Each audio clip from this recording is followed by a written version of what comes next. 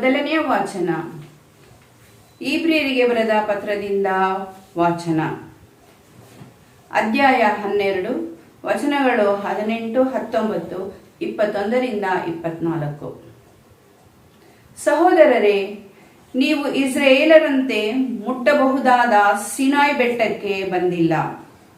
ಅಲ್ಲಿ ಬೆಂಕಿ ದಗದಗಿಸುತ್ತಿತ್ತು, ಕಾರ್ಗತ್ತಲು ಕವಿದಿತ್ತು, ಮೋಡದ ಮಬ್ಬು ಮುಸುಕಿತ್ತು, ಬಿರುಗಾಳಿ ಬೀಸುತ್ತಿತ್ತು, ಕಹಳೆಗಳು ಮೊಳಗುತ್ತಿದ್ದವು. ಆಗ ಧ್ವನಿಯೊಂದು ಕೇಳಿಬಂತು. ಅದನ್ನು ಕೇಳಿದವರು ಇನ್ನೆಂದಿಗೂ ಆ ಧ್ವನಿ ತಮ್ಮೊಂದಿಗೆ ಮಾತನಾಡುವುದೇ ಬೇಡವೆಂದು ಕೇಳಿಕೊಂಡರು. ಆ ನೋಟ ಎಷ್ಟು ಭಯಂಕರವಾಗಿತ್ತೆಂದರೆ ಮೋಶೆ ಕೂಡ ನಾನು ಭಯದಿಂದ ನಡುಗುತ್ತಿದ್ದೇನೆ ಎಂದು ಹೇಳುವಂತಾಯಿತು. ಆದರೆ ನೀವು ಬಂದಿರುವುದು ಸಿಯೋನ್ ಬೆಟ್ಟಕ್ಕೆ, ಜೀವಂತ ದೇವರ ನಗರಕ್ಕೆ, ಸ್ವರ್ಗೀಯ ಜೆರುಸಲೇಮಿಗೆ, ಅಸಂಖ್ಯ ದೇವದೂತರು ಕೂಡಿರುವ ಉತ್ಸವ ಕೂಟಕ್ಕೆ, ಸ್ವರ್ಗದಲ್ಲಿ ದಾಖಲೆಯಾಗಿರುವ ಜ್ಯೇಷ್ಠ ಪುತ್ರನ ಸಭೆಗೆ. ನೀವು ಬಂದಿರುವುದು ಸಕಲ ಮಾನವರ ನ್ಯಾಯಮೂರ್ತಿಯಾದ ದೇವರ ಸನ್ನಿಧಿಗೆ, ಸಿದ್ಧಿಗೆ ಬಂದ ಸತ್ಪುರುಷರ ಆತ್ಮಗಳ ಸಮೂಹಕ್ಕೆ, ಹೊಸ ಒಡಂಬಡಿಕೆಯ ಮಧ್ಯಸ್ಥರಾದ ಯೇಸುವಿನ ಬಳಿಗೆ.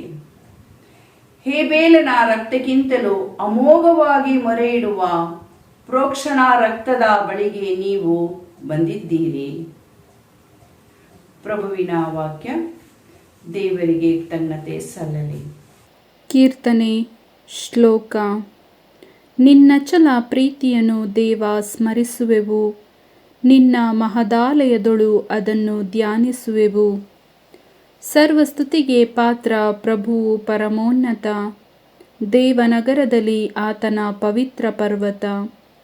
ಎತ್ತರದಲ್ಲಿ ಸುಂದರ, ಉತ್ತರದಲ್ಲಿ ಸಿಯೋನ್ ಶಿಖರ. ಶ್ಲೋಕ.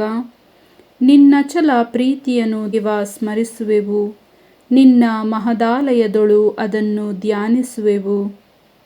ಆನಂದದಾಯಕ ರಾಜಾದಿರಾಜನ ಆ ನಗರ, ಅದರ ಕೋಟೆ ಕೊತ್ತಲಗಳ ನಡುವೆ ದೇವನು ತಾನೇ ಸುಭದ್ರ ದುರ್ಗವೆಂದು ತೋರಿಹನು. ಶ್ಲೋಕ.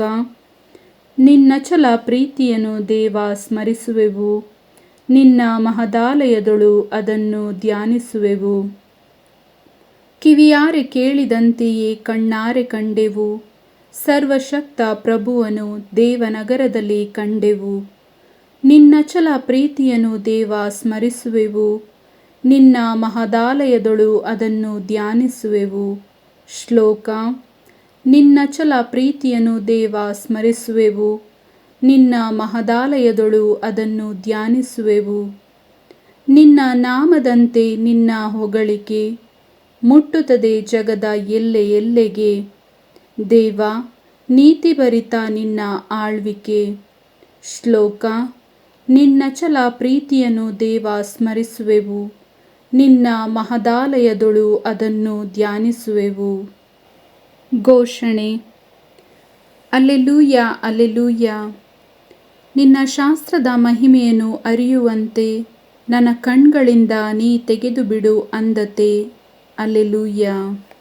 ಸಂತ ಮಾರ್ಕರು ಬರೆದ ಪವಿತ್ರ ಶುಭ ಸಂದೇಶದಿಂದ ವಾಚನ. ಅಧ್ಯಾಯ 6, ವಚನಗಳು 7ರಿಂದ 13ರವರೆಗೆ. ಅನಂತರ ಯೇಸು ಸುತ್ತಮುತ್ತಲಿನ ಊರುಗಳಿಗೆ ಹೋಗಿ ಜನರಿಗೆ ಪ್ರಬೋಧಿಸಿದರು.